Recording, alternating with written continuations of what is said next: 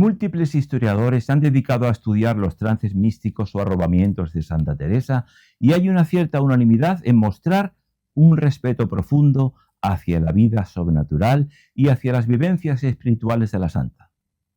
No se puede intentar explicar por la ley de la naturaleza algo que pertenece al mundo de la fe.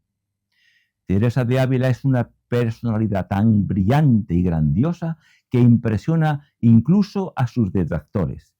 Escriben con admiración y profundo respeto sobre Santa Teresa médicos, psiquiatras, psicólogos como Gregorio Marañón, Juan José López Ibor, José María Poveda Ariño, Alonso Fernández, Luis Sencillo Ramírez y escritores como Luis Cernuda, José Martínez Ruiz Azorín, Juan Valera y Alcalá Galeano, Marcelino Menéndez y Pelayo, etc. Después de leer sus obras, uno se siente fascinado por su biografía y por sus genialidades. Santa Teresa es algo más que una mujer enferma. La propia santa deja claro que la enfermedad no debe impedir la realización del proyecto vital y personal, y que la enfermedad, es un simple accidente circunstancial del que ella supo sobreponerse. En 1554, Teresa de Ávila, tras la conversión que llama ella el encuentro con Cristo llegado, hay un súbito despertar religioso que se acompaña de recuperación de la salud y de entrega a la oración mental, desprovista ya de dolencias y con toda la capacidad de recogerse en sí misma. Este súbito despertar religioso que se acompaña de un buen estado de salud hace que entre 1564 y 1567 escriba Camino de Perfección. El Camino de Perfección en el que da consejos a las monjas carmelitas del monasterio de San José de Ávila, del que Santa Teresa era priora, para mostrarles el camino de perfección de la vida monástica, enseñarles a orar, ya que en sus primeros 26 capítulos entrega varios consejos para el progreso de la vida contemplativa, la pobreza, el amor al prójimo, la humildad, la oración, etc. En los 15 capítulos siguientes hace una meditación sobre las palabras del Padre Nuestro. Camino de Perfección lo escribe en forma de cartas, en forma parecida a los libros de caballería que ella leía de joven. Es la más fascinante, similar a la Amadís de Gaula, en el que aparecen infinidad de castillos. Es una experiencia de gran impacto, una mística muy importante dentro del cristianismo occidental. En 1571 escribe Las Moradas, más conocido como Castillo Interior, que es su obra cumbre, es la descripción elocuente de su vida contemplativa y describe la vida espiritual como un castillo todo de diamante y claro cristal, en donde hay muchas habitaciones como moradas hay en el cielo. En total son 7 moradas o aposentos. Las moradas describen la ascensión a Dios en 3 etapas. Las 3 primeras moradas son la vía purgativa, sequedad hacia aridez. Las 3 moradas siguientes representan la vía iluminativa, en la que el alma ya queda herida del amor del esposo que es Dios. Y la 4ª morada es ya la vía unitiva, la unión mística con Dios.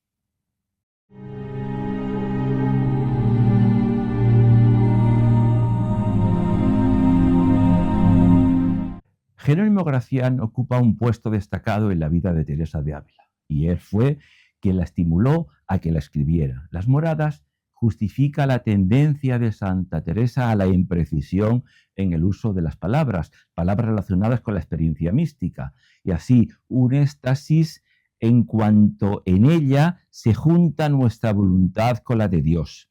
Ella llama unión en cuanto eleva las potencias y las levanta. Se llama vuelo del alma en cuanto es altísimo conocimiento de Dios.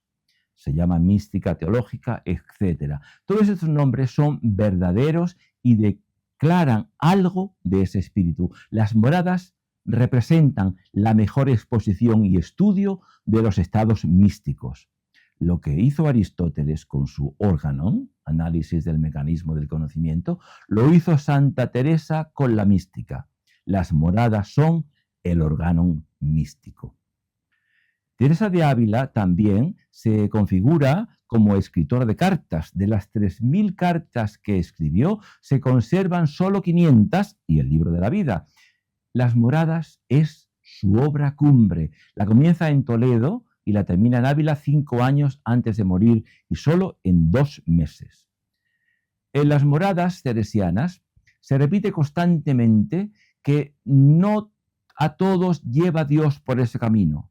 Se trata de lo que tradicionalmente se ha llamado locura de la cruz, paso de las terceras a las cuartas moradas y también el tercer grado de humildad ignaciano. Es también lo que expresa San Juan de la Cruz cuando dice: pasaré los fuertes y fronteras. Todo ello requiere naturalmente una personalidad integrada y un equilibrio emocional y una ausencia de desajuste emocional, una afectividad entera. No sería sano orientar autoritariamente a adultos con complejos o desajustes emocionales o con modestia por ese camino, aunque tal vez asumir ese complejo, precisamente en esos casos, es lo que significa cargar con su cruz. En el capítulo 9, dice Santa Teresa: pensáis que no son pocos los trabajos que padecen a los que el Señor hace estas mercedes, sino que son grandísimos y de muchas maneras.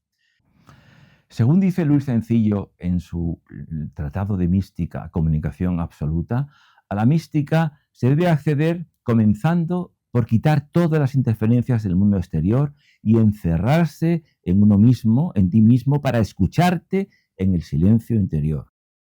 San Juan de la Cruz dice: enajenación de todas las cosas exteriores, una comunicación con Dios en el silencio. Esto está presente también en la mística de otras religiones y no es patrimonio de cualquier ser humano. El hambre de divinidad, la mística, es un intento de acercamiento no tanto de nosotros a Dios, sino de Dios a nosotros, aunque no es algo fácil, porque no se puede obtener esto como quien compra cualquier cosa en un bazar. Por eso es Dios, el otro, quien lleva la iniciativa. Y esto puede decirse plenamente de la mística cristiana. Cuando Santa Teresa de Jesús relata en uno de sus raptos místicos, es Dios quien llega a ella y a toda ella, pues es en su corazón donde siente clavado el dardo que le envía el ángel, y que es un ángel más que un enviado de Dios. Dios llega a ella y no ella a Dios, pues el cristiano cree que es el mismo Dios quien le salva de su extravío en el mundo, pero le salva entero, en cuerpo entero. Dice Santa Teresa: padecí un grandísimo tormento en las curas que me hicieron tan recias, que yo no sé cómo pude sufrir, y aunque las sufrí, no las pudo sufrir mi sujeto, es decir, mi espíritu. La parte más fuerte aún podía. La carne, que es la parte más débil, el sujeto no. Como sujeto se refiere al cuerpo, pero es en la carne donde se siente plenamente la unión mística, pues el espíritu solo puede alucinar, según dice ella. Hoy traemos a una grandísima mística castellana, española y universal, como es Santa Teresa de Jesús. Y nos la trae esta tarde el doctor Manuel Becerro. Manuel Becerro tiene un extenso e importante currículum, interesantísimo, del que voy a dar unas pinceladas. Es doctor en medicina, licenciado en psicología y estudió además teología en San Esteban de Salamanca, en los dominicos. Es psicoanalista en ejercicio. Además es investigador sobre diversos temas culturales, religiosos y científicos y es miembro de la Cofradía Internacional de los Investigadores de Toledo y profesor del Instituto Psicoanalítico de Salamanca. Su maestro fue el profesor Luis Sencillo, quien le marcará para siempre su vida. El pasado año, el doctor Becerro fue el coordinador, junto con el doctor Sedano, que también está aquí, muchas gracias, Javier, por venir. Pues fueron los coordinadores y los organizadores del Congreso Internacional sobre el Pensamiento de Luis Sencillo que se celebró el pasado año en la Universidad de Salamanca.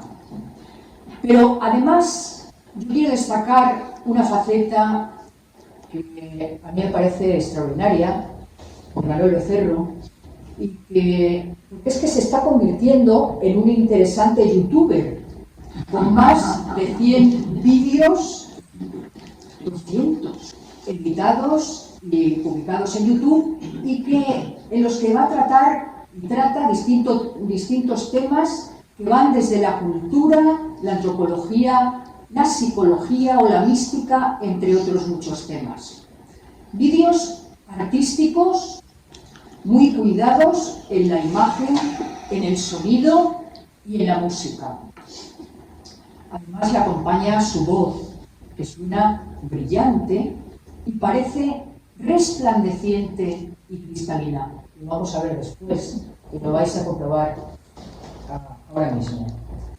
Al poco tiempo de ir al convento, en 1538, a los 3 años, aparece en ella una enfermedad melancólica, una verdadera depresión que padeció y la arrastró durante toda su juventud, y síntomas y enfermedades somáticas prolongadas durante 20 años, que fue el tiempo en que tardó en encontrar realmente a Dios. Ella estaba dividida entre el mundo y Dios, como relata ella misma en su autobiografía en el libro de su vida. Una condición del ser humano es la de enfermar.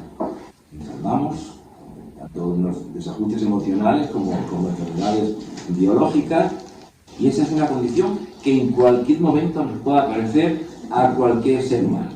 Y en ella se asocian y se relacionan, y satisfacción personal que tenía ella con estos problemas de salud que le aparecen, en relación sobre todo con la comunicación, porque le aparece tristeza, abatimiento, soledad, desconfianza, dificultad para alimentarse, insomnio y sentimientos de culpa. Como ven, estoy describiendo los síntomas de una depresión.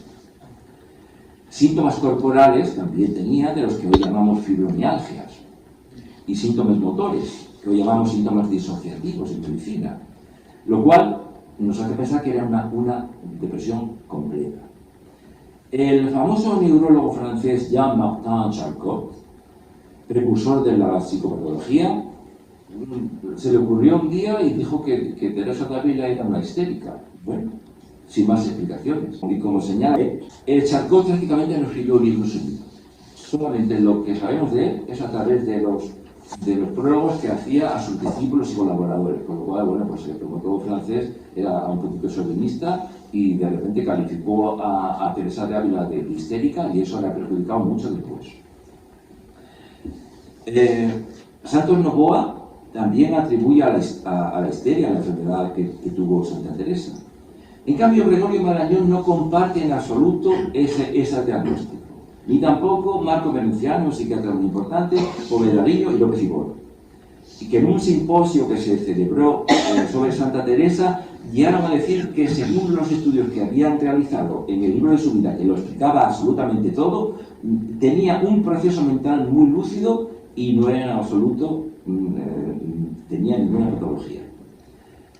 Los episodios de fiebre que tenía, que luego veremos por qué eran, y la alteración de conciencia, Esteban García lo relaciona con una epilepsia tipo Dostoyevsky. Según él, todo lo que sentía era la sensación como las epilepsias gerásicas, pero vamos, luego veremos que no tiene absolutamente ningún sentido que diga esto.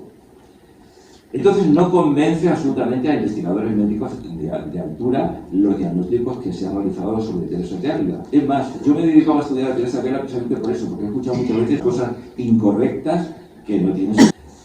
Avelino Sella Varela, catedrático de medicina interna y gran humanista, que tiene un magnífico libro que se titula Las enfermedades de Santa Teresa, hace un magnífico estudio clínico, porque el origen, como hemos dicho, de los datos clínicos viene del libro de su vida, en que ella cuenta absolutamente todo.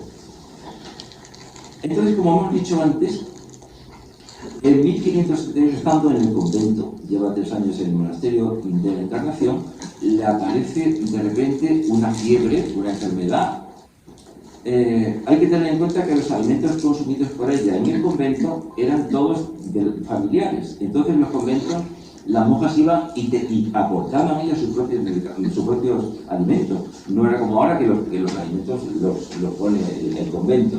Entonces, a ella, incluso a algunas mujeres de clase alta, que eran casi todas o todas, llevaban sus criadas al convento y cocinaban. Y lo que comía Santa Teresa en el convento, aunque fuera un convento de clausura, eran alimentos que llevaba su familia. Eso es muy importante. Ya veremos por qué. Entonces, Teresa padece una infección crónica, una fiebre intermitente durante año y medio, de probable origen alimentario, tal como lo define la enferma. Tiene desmayos, lipotimias y dolores precordiales muy intensos, y tiene una pericarditis cuya secuela se ve en la cicatriz observada en su corazón. Entonces, en este momento, su padre, que todavía vivía, quieren llevarla a un médico y entonces no se le ocurre otra cosa que llevarla a una curandera que había en Mesquetas. Y esta señora pues se dedica a hacer unas curas con hierbas y estuvo allí durante 4 o 5 meses tratándola a ella y no consiguió absolutamente ninguna mejoría. Ella dice que estaba descontentada, que no podía estar tranquila, que no podía tragar. Y cuando viene de la curandera, la ven los médicos en Ávila y la desahucian, le dicen que es tísica, y ser tísica en ese momento era prácticamente estar desahuciada. Entonces la llevan a su casa y le intentan atender, pero tenía muchísimos dolores y la fiebre, eran unas fiebres intermitentes, picos, y no había manera de que se mejorara. Entonces le aparece una situación de coma, queda en coma durante 4 días. Hubo una situación que ya le abrieron una sepultura para enterrarla, incluso el padre, que curiosamente, según dice ella, entendía de pulsos, le debió tomar el pulso y vio: esta hija mía no está para enterrar. Lo repetía porque le presionaban para que la enterraran, porque estuvo 4 días en coma. Entonces, abrimos en la barrera, hace un estudio y le aplica la escala de Clausus, la escala que aplicamos para la discriminación de una persona cuando está en vigilia o en coma, teniendo en cuenta la apertura ocular, la respuesta verbal y la respuesta motriz. Es decir, que la respuesta ocular si abre los ojos o no, si articula palabras o tiene alguna capacidad de mover algún músculo o algún miembro.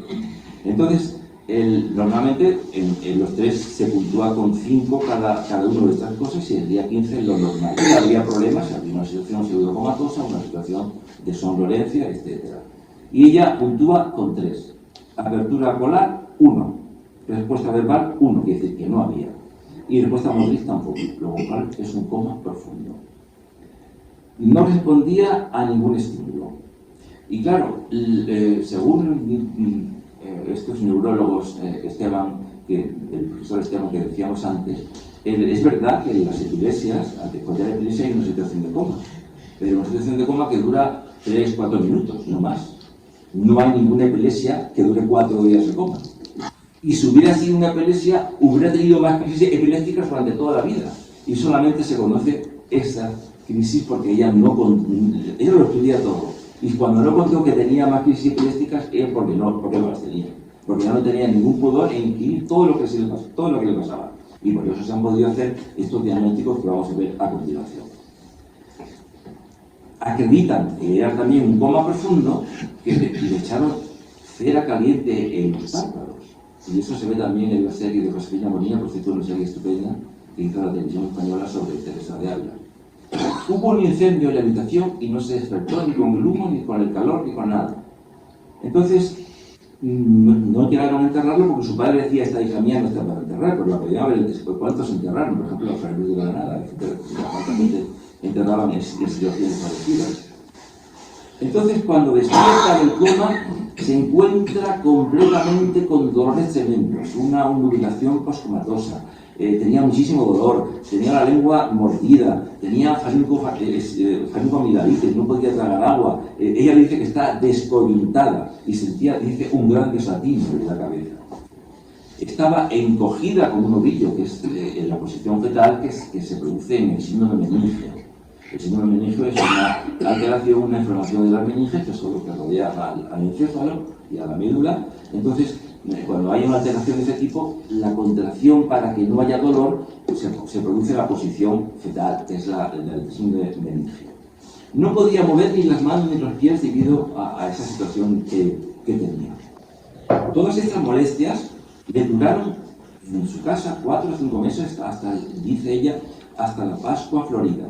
Pero los fríos de las fiebres ondulantes, intermitentes y cuartanas que quedaban eran insufribles.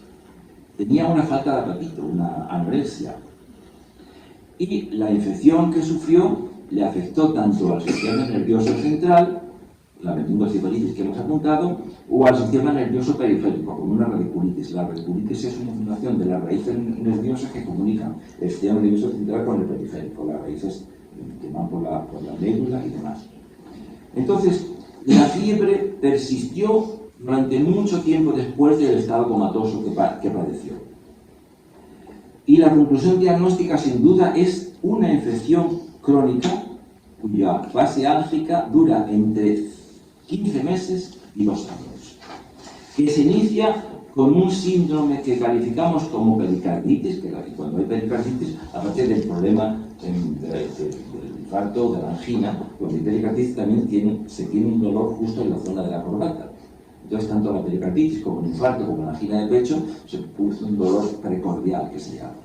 Entonces, se inicia este síndrome, tiene un dolor en el pericardio, en la zona de la corbata, y tiene, cursa con una sensación de estar muy abatida. Tiene parálisis, dolores articulares, síntomas postomatosos y la posición, como he dicho, de gatillo. Curiosamente también apareció después un Parkinson, la enfermedad de Parkinson, que es un problema de una sustancia que no hay en el cerebro y se produce temblor. Entonces, el dolor cardíaco que tenía solamente puede ser de una pericarditis, efectivamente, porque si hubiera sido un infarto o una angina, no era una edad para tener infarto o angina, tenía 23 años, eso no se da en ese momento. Y si fuera una fiebre reumática, las fiebres reumáticas también pueden producir problemas. No sería, si hubiera tenido una fiebre reumática con una valvulopatía, hubiera tenido problemas después, y fue una mujer que vivió después 66 años. Entonces, eso tampoco sería. Una pericarditis tuberculosa tiene muy mal pronóstico. Si hubiera sido una pericarditis tuberculosa, se hubiera muerto. Y más con una tuberculosis meningea que era mortal de necesidad. Estas fiebres subagudas y crónicas pueden tener varias causas. Vamos a verlas todas. Podría ser una fiebre tifoidea, que habitualmente dura 4 semanas y con fiebre elevada, pero no aparecen complicaciones y síntomas en ese sentido. Porque al principio la fiebre no era aguda, era moderada, una fiebre de 37, 37 y medio, 38, no era fiebres altas como la fiebre tifoidea. Otra posibilidad sería que hubiera tenido paludismo, pero el paludismo también la fiebre es muy alta, es de 40 grados, y aquí la fiebre era más bien de 37, 38, una fiebre media. Entonces, podría ser también la posibilidad que tuviera un linfoma no Hodgkin, que también cursa con fiebre en ese sentido, pero en las causas virales no parece que fuera intermitente, porque en la enfermedad Hodgkin no hay intervalos como si ocurría en la enfermedad de Teresa de Ávila. También podría ser una cisticercosis, una telesorium, que en ese momento había en Castilla, producida por la ingesta de tenas de los cerdos. Pero con este tipo de enfermedad se producen 11 convulsiones al año de media, con lo cual tampoco es probable que fuera eso. Otras enfermedades que podrían apuntarse serían la fiebre familiar mediterránea, como el etricolanoloma, diversas septicemias, tularemias, pero la fiebre ondulante más prolongada y de una duración sin tratamiento y de duración de mucho tiempo, de hasta 2 años, es la brucelosis o fiebre de Malta. Es una fiebre de intensidad moderada, como tenía ella, con poca repercusión en el estado general, porque ya cuando se grabó sí, pero al principio no tenía mucha repercusión en el estado general. Y del propio Marañón, cuando hace el estudio de Santa Teresa, dice que es un modo muy acertado, que la fiebre puede ser el único síntoma y es bien tolerado. Y realmente yo he visto pacientes con fiebre de Marta que en principio están trabajando, que tienen picos de fiebre intermitente, un día sí, 40 no, etc. O sea que es muy probable que el modelo fuera ese. Entonces, en la fiebre de Santa Teresa coinciden todos los datos clínicos que nos pueden ir derivando a que pudiera ser una brucelosis. La infección más probable es que hubiera sido una brucelosis, y es una hipótesis altamente probable. Encima, con los purgantes que eran diuréticos, las que le dio la curandera de Beceda, que imagino que les daría a todos los pacientes lo mismo, no discriminaría si era con un síntoma o con otro, la pusieron peor. Y la hicieron todavía en esa enfermedad, porque claro, las enfermedades todas tienden a curar espontáneamente. Cuando no, hacen crisis y la persona tiene crisis o se muere, sin tratamiento, quiero decir.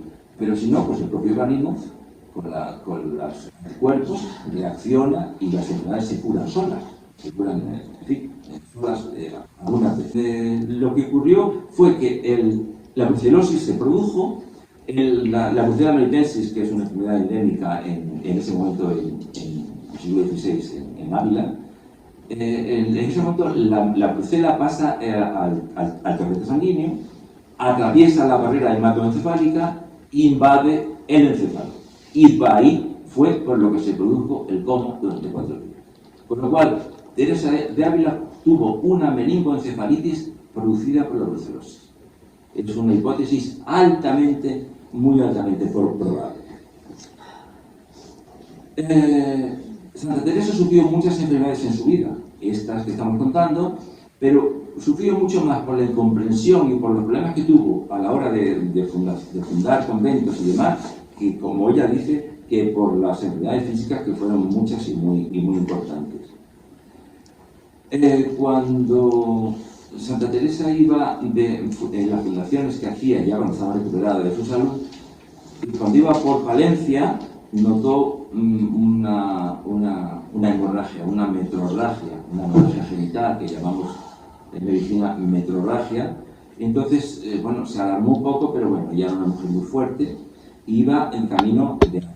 Pero le salió al paso un mensajero de la duquesa de Alba diciéndole que pasara por Alba de Tormes porque estaba la duquesa de Alba a punto de Alba.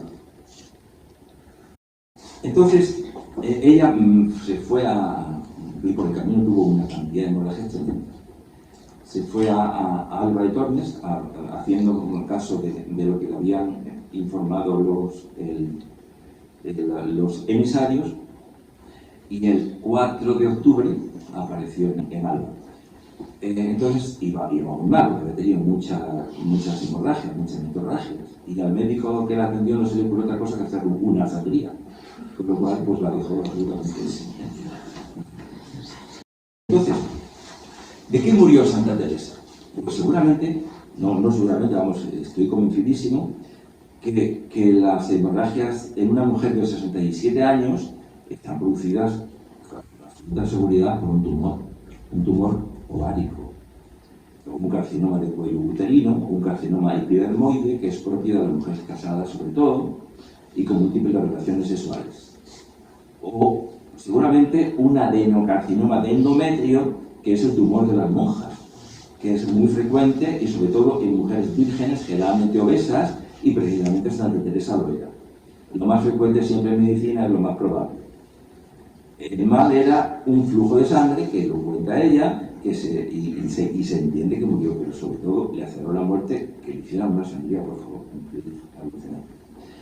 La sobrina de Santa Teresa que la acompañaba dice que del quebrantamiento del camino echó mucha sangre, por lo cual Santa Teresa falleció de un cáncer del cuerpo uterino y terminó con grandes hemorragias agravadas por la sangría que le ocasionó una fuerte anemia.